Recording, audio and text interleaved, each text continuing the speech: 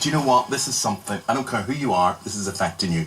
If your children, or indeed if you, have any sort of electronic device, this happens. And it can happen to extremes where kids particularly stay up all night on smartphones and tablets. All night, it used to be you just worried about having a TV in the bedroom. Yeah, we argued about that for years. We did. Now that's superseded. Yeah, and experts actually are worried by the rise in the number of children who are only getting a fraction of the sleep that they actually need because they are addicted to all these gadgets and they're taking them to bed. Do you know what they call these children? They call them vampire children. Yeah, because you see, they are glued to these devices in the dead of night. In the dead of night. But how damaging can the effects be? In the studio, we've got Jen McFall. Jen has had a constant battle with her son over what she would term as tablet obsession. Beside her, Misha Patterson admits that her addiction to tech has left her unable to sleep. Why can't you just not go to bed and not bring it in with you, Misha? I think it's because just from such a young age I've been on, like, watching the TV and being on my mobile phone. I just find it so hard to come off the phone when it's like coming to bedtime. So when you say so young, what age did you start having kind of gadgets then in your bedroom? Well, I've had a TV since the age of about 5 in my room, and I've had a mobile phone since I was 7. So for quite some time now. And how old are you now? 19. 19, okay. So were you using the TV then to kind of help you sleep? Because I know a lot of adults that say, I put it on, I kind of just like it there and I nod off. Some people just tape this morning and it just doesn't feel as good. They watch it late at night and away they go. Yeah, I used to use it because obviously I didn't like the dark when I was younger, so that was almost like my nightlight and my way of getting to sleep. So from, say, like 7 o'clock, I would just watch it for hours until I fell asleep. But I was quite, well, not shocked actually, but I was, surprised to learn about your phone, that you actually slept with it under your pillow in case you missed a call or a text. Yes, I used to sleep with it under my pillow, and then when I found that I was missing too many things, because obviously I can't see it, and then I started sleeping with it actually on my pillow, so I could see it flashing, and then just grab it. But at least you're aware. Would you go as far as to say you're addicted? I would say I'm addicted, probably. Yeah. And the fact that you do this in the middle of the night and you've people to talk to means that you're not alone. There's other people out there doing exactly the same thing. Okay, let's speak to Jen. Jen, you got your lad a tablet when he was 9. Yeah. And do you know what? I think you got it for exactly the same reasons as I would have got it, or lots of other people, and that is that all the other children in his class had one at school. And you sort of talked yourself into the idea that it could be educational as well. It's quite educational though, isn't it? Very educated. They can do their homework on it, they can look at the internet. I think, to be honest, he was probably one of the last of his children to get a tablet. I mean, he was asking for about 2 years before I actually gave in and bought him one.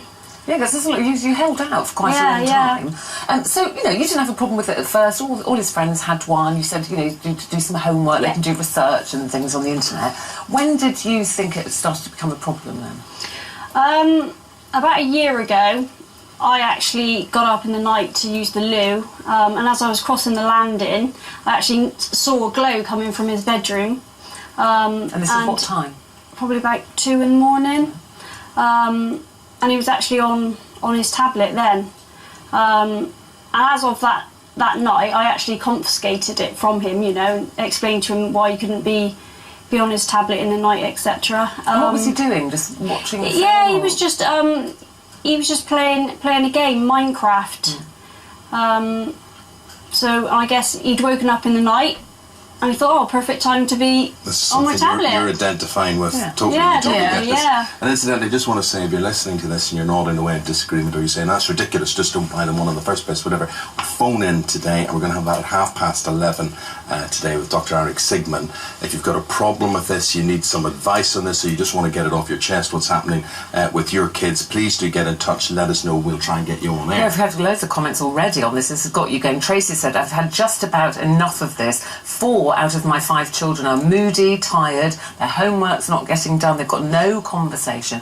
I'm deciding to ban gadgets in the home. Talking of banning, you said you took that away. Yeah. Did you take it away for any amount of time or just briefly? Because he went back on it eventually, didn't he? So yeah, I mean, I'd say he is addicted to his tablet. It's like his life source. He carries it around everywhere. So I do use it as his sort of punishment now. If he misbehaves, then he loses his tablet time.